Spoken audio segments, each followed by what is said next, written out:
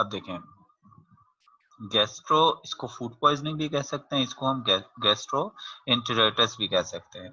अब ये ये एंटेराइटिस जो है वो, या एंटेराइटिस जो है, ये बेसिकली ये पहले भी टर्म इस्तेमाल हुई है एंटेराइटिस। अगर आप अपनी बुक में देखें, ये जो है वो डायरिया में भी एंटेराइटिस जो है वो टर्म जो है वो इस्तेमाल हुई है। असल में एंटेराइटिस बेसिकली कहा किसको जाता है, इसको ये कहा जाता है इन्फ्लामेशन ऑफ इंटेस्टाइन। इंटेस्टाइन के इन्फ्लामेशन को हम एंटेराइटिस कहते हैं। किसी भी वजह से होता है, ज्यादातर बैक्टीरिया की वजह से हो सकता है, किसी वायरस की वजह से ये हो सकता है। लेकिन अब देखें फूड पॉइजनिंग होती क्या है।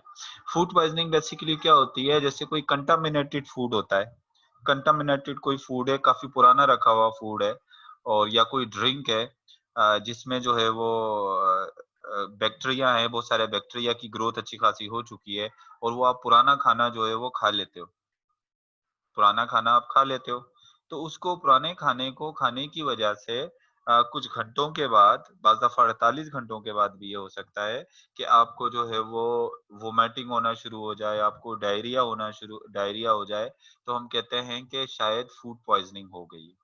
आपको क्या हो गई है, शायद फूड पॉइज़निंग हो गई है। तो फूड यानी एक कंटामिनेटेड फूड को खाने की वजह से, मतलब ये किसकी वजह से होता है, फूड पॉइज़निंग क्या है, कंजम्पशन का मतलब आपने खाया, कंजम्पशन ऑफ कंटामिनेटेड। कंटामिनेटेड का मतलब क्या होता है कि उसमें कोई ऐसे बैक्टीरिया, स्पेशली ज्यादातर बैक्टीरिया ही की वजह से होती है कि वो बैक्टीरिया से कंटामिनेटेड कोई फूड हो या फिर कोई ड्रिंक हो, उसको आप कंज्यूम कर लेंगे, तो अक्सर उसके 48 आवर्स के बाद, 48 घंटों के बाद जो है वो आपको क्या होगा, आपको वोमिटिंग होगी, डायरिया हो सकता है, और दोनों हो सकते हैं। तो आप ये जो कंडीशन है, ये क्या, क्योंकि वो जो उसके अंदर के जो बैक्टीरिया होंगे उस फूड के, वो आपके इंटेस्टाइन को में क्या करेंगे, इन्फ्लेमेशन काज करेंगे, जिसकी वजह से फिर आपको वोमिटिंग होगी, फूड पॉइजनिंग जो है वो हो सकती है। तो इसका बेसिकली जो है वो ज्यादातर जो होता है, बैक्टीरिया मैंने आपको बताया फूड पॉइजनिंग काज करते हैं, और ज्यादातर जो बैक्टीरिया फूड पॉइजनिंग काज करते हैं, ये नाम अपने याद रखना है, सल्मोनीला।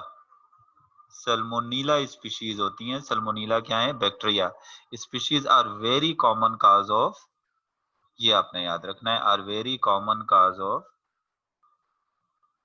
Food poisoning. वैसे तो फूड पॉइजनिंग बैक्टीरिया की वजह, बहुत सारे बैक्टीरिया की वजह से होती है, मगर आपने ये याद रखना है कि सबसे ज्यादा जो है वो सल्मोनीला, सलमा से आपको याद रहेगा अगर आपकी कोई फ्रेंड सलमा है तो, सल्मोनीला जो है वो सबसे, बैक्टीरिया जो है वो सबसे ज्यादा जो है वो काज करते हैं क्या, फूड पॉइजनिंग।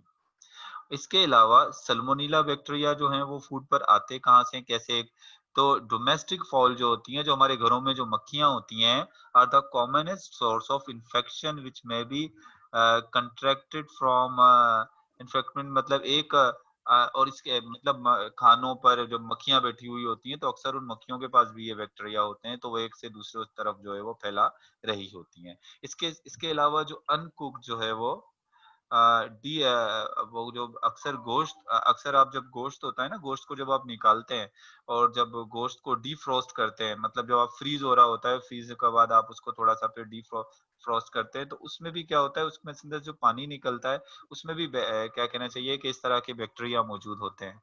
अगर वो भी किसी फूड के कांटेक्ट में आ जाए तो भी फूड पॉइजनिंग जो है वो हो सकती है।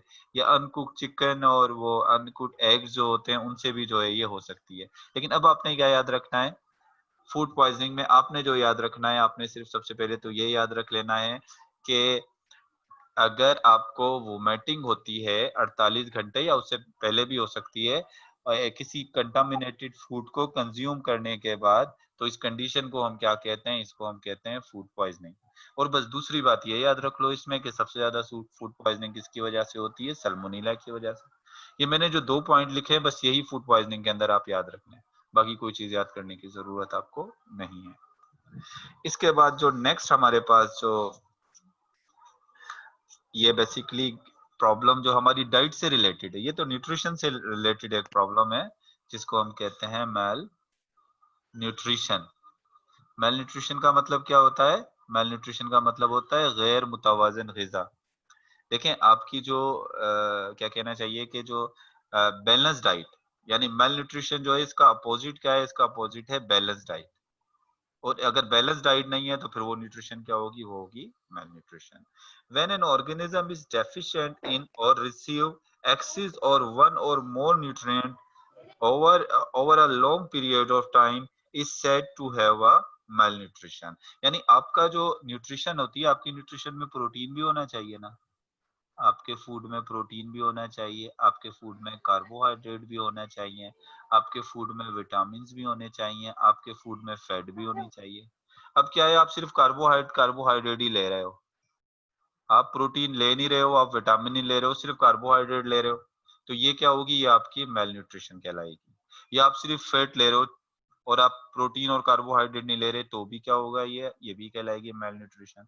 या सिर्फ प्रोटीन लो और बाकी कोई चीज ना लो, तो ये भी क्या कहलाएगी, मेल न्यूट्रिशन। तो मेल न्यूट्रिशन जो होती है वो बेसिकली क्या होता है, इज अ डेफिशिएंस और एक्सेसिव ऑफ वन और मोर न्यूट्रिएंट। यानी एक न्यूट्रिएंट जो है बिल्कुल डेफिशिएंट है, मतलब आप उसको ले नहीं रहे हो या बहुत कम ले रहे हो, और एक बहुत ज्यादा ले रहे हो, तो ये क्या होगा, ये होगा मेल न्यूट्रिशन।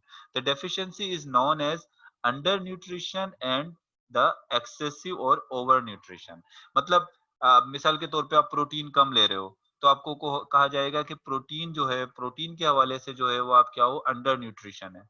प्रोटीन आपकी किस कंडीशन में, अंडर न्यूट्रिशन की कंडीशन में। और अगर आप क्या कहना चाहिए कि अगर आप कार्बोहाइड्रेट प्रोटीन जो है वो कार्बोहाइड्रेट बहुत ज्यादा ले रहे हो, तो कार्बोहाइड्रेट उस कंडीशन में क्या होगा, ओवर न्यूट्रिशन। एक अंडर न्यूट्रिशन होता है और एक ओवर न्यूट्रिशन होता है। अच्छा, एक और भी चीज होती है जो क्या कहना चाहिए, जो रिच कंट्री होते हैं वो अक्सर ओवर न्यूट्रिशन का शिकार होते हैं। ओवर न्यूट्रिशन मतलब वो हर फूड को अच्छा खासी क्वांटिटी के अंदर प्रोटीन, लिपिड, ये सब बहुत ज्यादा ले रहे होते हैं, तो उनमें ओबेसिटी भी ज्यादा होती है। जो पुअर कंट्री के जो लोग होते हैं, जहाँ पर फूड बहुत कम होता है, तो वो अक्सर अंडर न्यूट्रिशन में होते हैं। यानी वो हर फूड की क्वांटिटी, ये सब प्रोटीन, कार्बोहाइड्रेट, विटामिन बहुत कम ले रहे होते हैं। और जो अच्छे हेल्दी जो क्या कहना चाहिए डेवलप कंट्रीज हैं, तो उनमें बहुत ज्यादा ले रहे होते हैं, तो वो ओवर न्यूट्रिशन का शिकार होते हैं। अच्छा, under nutrition is the most common problem of under developed countries. मैंने अभी आपको बताया ना कि अंडर न्यूट्रिशन किसका प्रॉब्लम है, जो जो अंडर डेवलप्ड कंट्रीज होती हैं, ये उनका प्रॉब्लम है। एक्सट्रीम प्रोटीन डेफिशिएंसीज काज क्वाशिकर डिजीज, ये बात याद रखनी है अभी आपने। एक्सट्रीम प्रोटीन डेफिशिएंसी, अगर आप में एक्सट्रीम प्रोटीन डेफिशिएंसी हो जाए, अगर प्रोटीन बहुत कम हो, तो उससे जो डिजीज होती है उसको कहते हैं क्वाशिकर डिजीज। और उसकी वजह से क्या हो सकता है, क्वाशिकर डिजीज की वजह से रिजल्टिंग इन एडिमा। अब मैं आपको बताता हूँ एडिमा और प्रोटीन का आपस में ताल्लुक क्या है। एडिमा किसको कहते हैं, सूजन को वो कहते हैं ना, जब हाथ और पाँव में सूजन आ जाती है, एक्सेसिव फ्लूइड आ जाता है, पानी बहुत ज्यादा आ जाता है, तो उसको हम क्या कहते हैं, उसको हम कहते हैं एडिमा। अब देखो ये जो एडिमा होता है, मैंने आपको बताया था कि हमारे ब्लड की जो वेसल्स होती हैं, ब्लड की कैपिलरीज होती हैं, इनके अंदर कुछ प्रोटीन होते हैं, और वो प्रोटीन हमारे ब्लड को जो है वो ब्लड के ऑस्मोटिक प्रेशर को बैलेंस करके रखते हैं। ब्लड के ऑस्मोटिक प्रेशर को क्या करके रखते हैं, बैलेंस करके रखते हैं। और अगर ब्लड हमारी ब्लड कैपिलरी से बाहर भी अगर वाटर ब्लड कैपिलरी से बाहर भी आ जाता है, तो उसको वाटर दोबारा एब्जॉर्ब कर लेते हैं। तो ऑस्मोटिक प्रेशर को ब्लड के बैलेंस रखते हैं। लेकिन अगर आपके ब्लड में ये प्रोटीन नहीं होंगे, तो आपके ब्लड का जो लिक्विड है वो सारा ब्लड से कहाँ आ जाएगा, बाहर आ जाएगा। और ब्लड से बाहर आकर फिर वो पानी जब आपके टिश्यूज के अंदर भर जाएगा, तो आपके हाथ और पैर आपको सूजे हुए लगेंगे। आप क्या कहोगे, सूजन आ गई, जिसको हम क्या कहेंगे, एडिमा कहेंगे। तो कहता है अगर बहुत ज्यादा प्रोटीन की डेफिशिएंसी हो जाए, तो उससे एक डिजीज होती है स्पेशली बच्चों में, जिसको हम कहते हैं क्वाशिकर डिजीज, और जिसकी वजह से क्या हो जाता है, एडिमा हो जाता है। अब इस डिजीज का अपने नाम याद रखना है, और ये आपसे पूछा जा सकता है कि एक्सट्रीम प्रोटीन डेफिशिएंसी, ये जो माल न्यूट्रिशन है ना, इसमें पूरा इस पैराग्राफ में ये चीज इंपॉर्टेंट है, ये पॉइंट इंपॉर्टेंट है जो आपने याद रखना है कि प्रोटीन की क्या कहना चाहिए, जो एक्सट्रीम डेफिशिएंसी होती है उसकी वजह से कौन सी डिजीज होती है। तो ये क्वाशिकर जो डिजीज है ये आपने जो है वो याद रखना है कि ये प्रोटीन की डेफिशिएंसी की वजह से ये डिजीज हो जाती है। और इसके अलावा जो है where obesity with hard element and और ओबेसिटी जो होती है वो किसकी वजह से होती है, वो ओवर न्यूट्रिशन की वजह से होती है। जब आप बहुत ज्यादा जो लोग खाते हैं तो उसकी वजह से ओवर न्यूट्रिशन हो जाती है। और वो कौन सी कंट्री में होती है, वो होती है डेवलप कंट्रीज में। अब आप ये भी बात याद रख लीजिएगा कि जो डेवलप कंट्रीज हैं उनमें ओवर न्यूट्रिशन होती है, और जो पुअर कंट्रीज है उनमें क्या होगी, जो अंडर डेवलप कंट्रीज हैं उनमें कौन सी होती है, उनमें जो है वो होगी, क्या कहना चाहिए, अंडर न्यूट्रिशन होगा। क्लियर हो गया ये? आगे चलूं? अब इसके बाद जो है वो ओवरवेट एंड ओबेसिटी, इसके बाद जो डिजीज दी हुई है वो है ओवरवेट और ओबेसिटी। वजन के ओबेसिटी बेसिकली हम कहते हैं किसको है, obesity is most common nutritional disorder. यानी मैंने आपको कहा था माल न्यूट्रिशन भी एक न्यूट्रिशनल डिसऑर्डर है, और ये ओवरवेट और ओबेसिटी जो है ये भी क्या है, ये न्यूट्रिशनल डिसऑर्डर है। Obesity may be defined as, obesity को आप कैसे डिफाइन कर सकते हो, ओबेसिटी कहते हैं मोटापे को। ओबेस पीपल किसको कहते हैं, जो मोटे लोग होते हैं। Obesity may be defined as a condition in which there is an excessive amount of body fat. यानी ओबेसिटी किसको कह रहे हैं, excessive amount of body fat. यानी बॉडी की जो फैट है, जिस्म के अंदर चर्बी का अमाउंट जब ज्यादा हो जाता है तो उसको क्या कहते हैं, उसको हम कह रहे हैं obesity. Access fat accumulated because there is imbalance between energy intake and expenditure। अब प्रॉब्लम क्यों होता है, आपके बॉडी में ज्यादा फैट क्यों होती है? भाई देखिए, आप ले तो बहुत ज्यादा रहे हो, आप खा तो बहुत ज्यादा रहे हो, लेकिन आप उसको यूज नहीं कर रहे हो। यानी खाना आप खा बहुत ज्यादा रहे हो, तो उसकी जाहिर सी बात है वो खाना भी क्या होता है, हमारा ग्लूकोज ग्लाइकोजिन में कन्वर्ट होता है। और अगर ग्लाइकोजिन भी बहुत ज्यादा हो जाएगा तो ऑटोमेटिकली वो फैट में कन्वर्ट हो जाएगा। तो इस वजह से हमारे बॉडी के अंदर क्या हो जाती है, फैट की ओबेस जो पीपल होते हैं उनके अंदर फैट जो है वो क्या हो जाती है, फिर ज्यादा जो है वो जमा हो जाती है, क्योंकि वो अपनी फैट को यूज ही नहीं कर रहे होते। अच्छा, इसके अलावा ओबेसिटी इज मोस्ट जो होती है, obesity is most relevant to the middle age but can occur at any stage of life. It can be family or tendency. कहता है ज्यादातर ओबेसिटी जो आती है वो मिडिल एज में आती है। अक्सर आपने देखा होगा जब लड़के या लड़कियां जो हैं वो 17 टीन एज में होते हैं, अक्सर टीन एज के जो बच्चे होते हैं वो इतने ओबेज नहीं होते, मोटे नहीं होते इतने ज्यादा, टीन एज के जो बच्चे होते हैं। अच्छा, उसके बाद क्या होता है कि वो टीन एज के जो बच्चे होते हैं वो इस वजह से भी मोटे नहीं होते, उनका मेटाबॉलिक रेट बहुत ज्यादा हाई होता है। यानी जो भी खाते हैं तो वो एनर्जी ज्यादा उसको जो है वो कंज्यूम कर लेते हैं। लेकिन जब मिडिल एज के जो होते हैं ना, जैसे आप 30 को क्रॉस कर लेते हैं, 30-35 की एज में जब आ जाते हैं, तो उसमें ओबेसिटी होने के चांसेस ज्यादा हो जाते हैं। आपने अक्सर देखा होगा लोग जो है वो एज बढ़ने के साथ साथ जो है वो मोटे होना शुरू हो जाते हैं। तो एज के, लेकिन जरूरी नहीं है कि ओबेसिटी सिर्फ जो है वो मिडिल एज में हो, किसी भी लाइफ की किसी एज में भी जो भी हो सकती है, क्योंकि आपने अक्सर देखा होगा कि वो जो होते हैं, क्या कहते हैं, यंग टीन एज में भी आपको जो है वो ओबेसिटी आजकल जो है वो नजर आती है।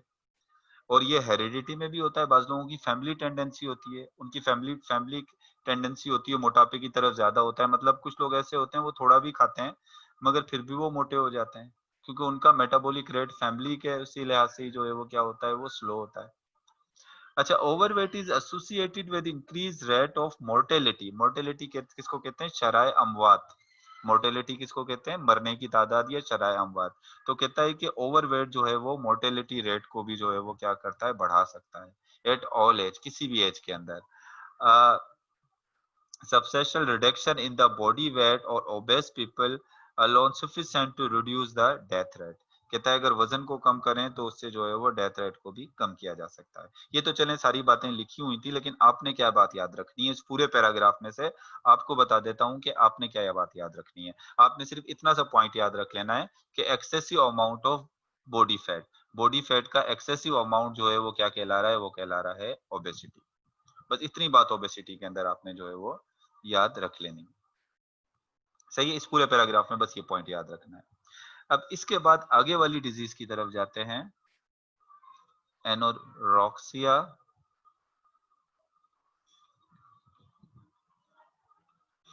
नर्वोसा, ये है anorexia nervosa. Anorexia nervosa is a loss of appetite for food, यानी भूख का खत्म हो जाना। एनोरेक्सिया नर्वोसा मतलब क्या है? भूख का खत्म हो जाना। एनोरेक्सिया का मतलब ही क्या होता है? भूख का कम होना, एनोरेक्सिया। अच्छा, anorexia nervosa is a loss of appetite और food, it is psychological disorder. अब देखो नर्वोसिया, नर्वोसा का लफ्ज लिखा हुआ है तो इसका मतलब क्या है? ये एक साइकोलॉजिकल डिसऑर्डर है। अक्सर ये क्या होता है? गर्ल्स के अंदर होता है, स्पेशली जो यंगर गर्ल्स होती हैं उनके अंदर होता है। और वो क्यों होता है? वो इस वजह से होता है कि वो मोटापे के डर से, कहीं वो मोटी ना हो जाएं, कहीं ओबेज ना हो जाएं, उसके डर से वो क्या होते हैं? खाना अपना छोड़ देती हैं। तो उसको हम क्या कहते हैं? इसको हम कहते हैं एनोरेक्सिया नर्वोसा। तो एनोरेक्सिया नर्वोसा के की पॉइंट क्या है? सबसे पहले तो आप याद रखोगे कि लॉस ऑफ एपिटाइट, यानी भूख का ना लगना या ना खाना। अगर भूख लगे भी तो ना खाना, लॉस ऑफ एपिटाइट। और ये कैसा डिसऑर्डर है? दूसरा पॉइंट याद रखोगे, ये साइकोलॉजिकल डिसऑर्डर है। और स्पेशली जो है वो किसको होता है? ये seen in girls and young women. Specially जो है ये गर्ल्स के अंदर होगा या यंग वुमेन्स के अंदर होगा। और characterise by severe and prolong inability or refusal to eat, यानी काफी टाइम तक वो रिफ्यूज कर देते हैं, किससे? खाने से।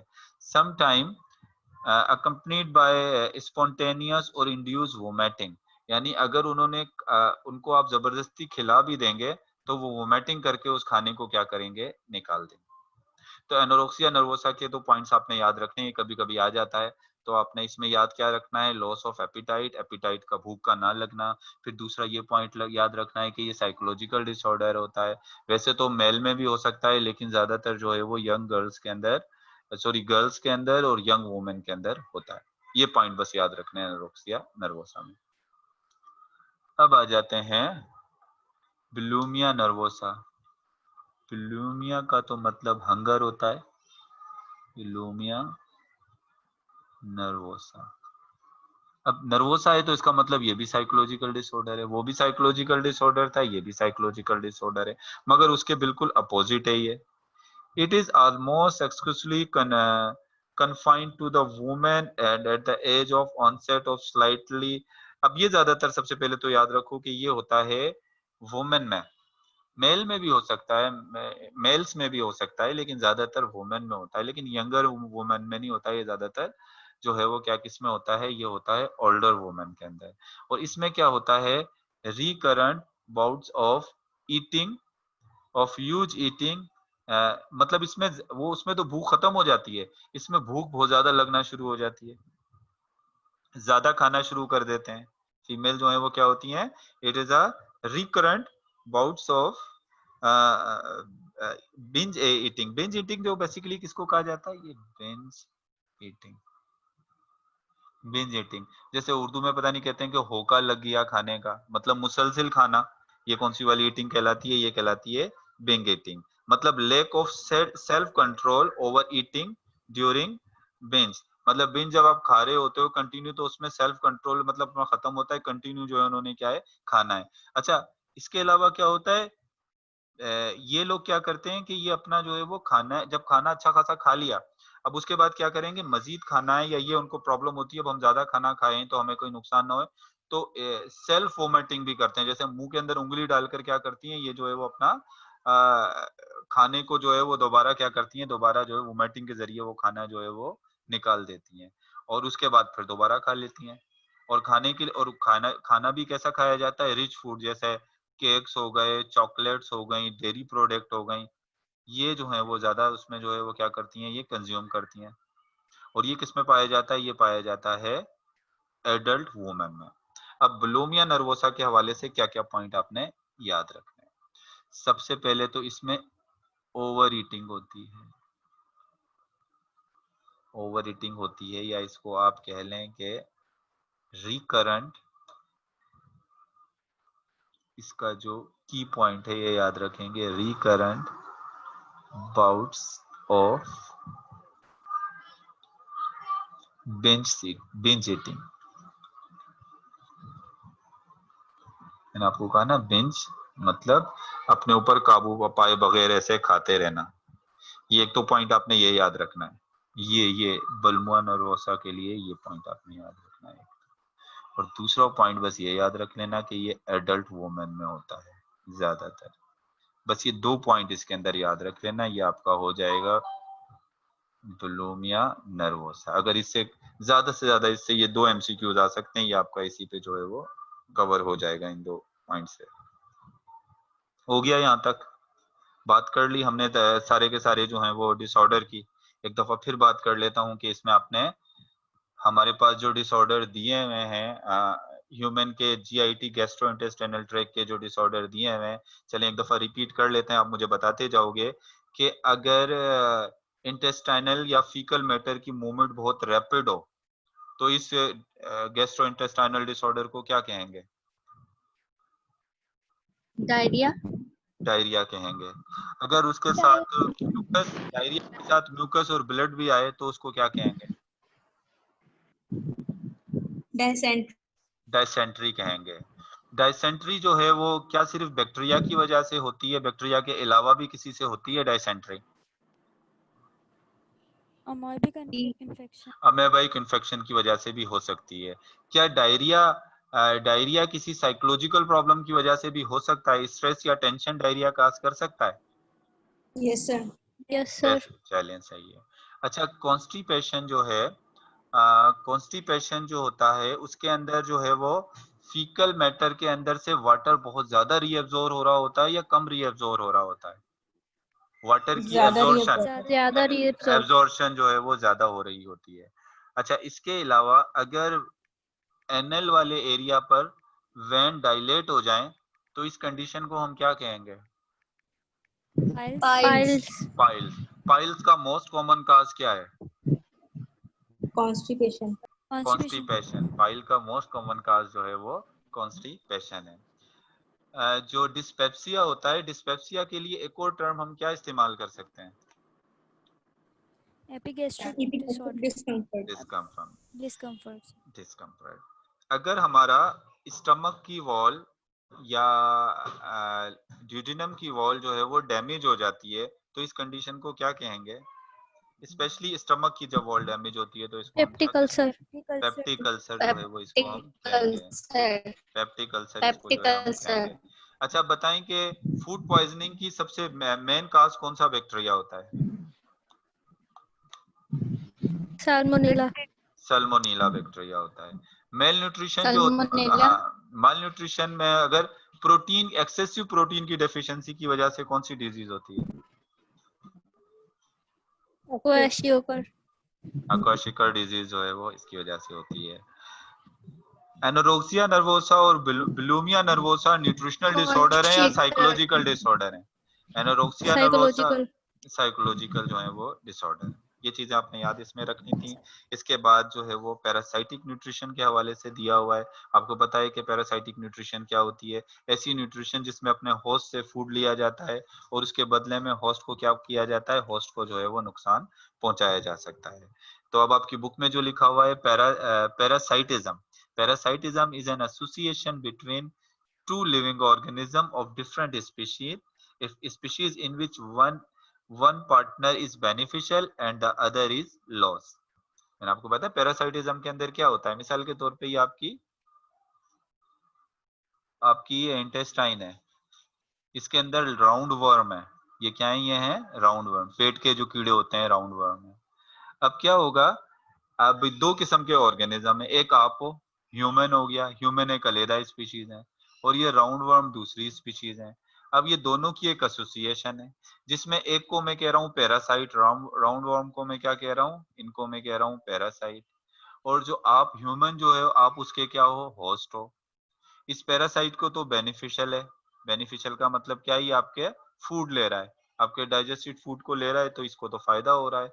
और होस्ट जो आप हो, आपको क्या हो रहा है? नुकसान हो रहा है। तो इस किस्म का जो एसोसिएशन है उसको हम क्या कहते हैं? उसको हम पैरासाइटिज्म कहते हैं। द पैरासाइट, आपको पता है पैरासाइट फूड ऑब्टेन करता है और इसके अलावा जो है वो होस्ट जो है वो उसके बदले में होस्ट को जो है वो नुकसान देता है।